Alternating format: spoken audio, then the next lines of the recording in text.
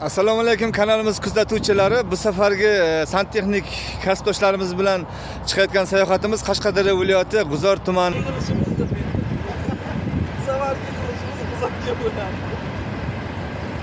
Kanalimiz kuzatuvchilari Qashqadaryo viloyati G'uzor tumanida davom ketgan o'sha yo'lchi tandir pishiriladigan joyga keldik. Bu xonim choyxonasi, yo'lchi tandiri.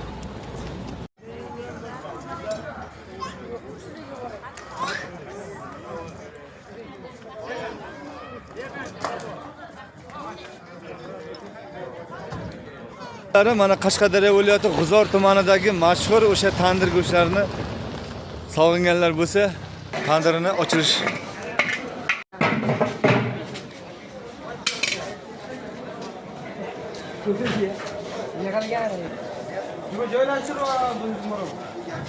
Povur aka, bu qancha vaqtga pishadi? 1,5 soatda pishib chiqadi. Ikkita qo'zi solamiz. Bitta tandirga? Bitta tandirga ikkita qo'zi 1,5 soatda pishib chiqadi. Ya bismillah.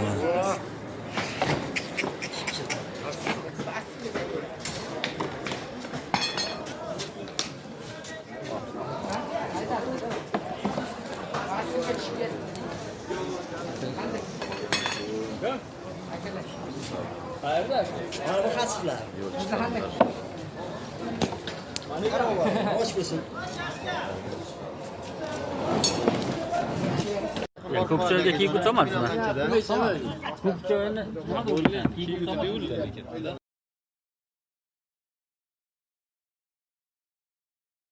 Yo'q, juda kamda qanchadir inson qiloladi, ikkala hammada kontakti bor ekan. Chiqasiz. Ha. Ha? Ertalab nima bo'ladi boricha qolgan iplashtiraveramiz. Mana O'lik ko'mish qilib chiqarib qo'yishdi.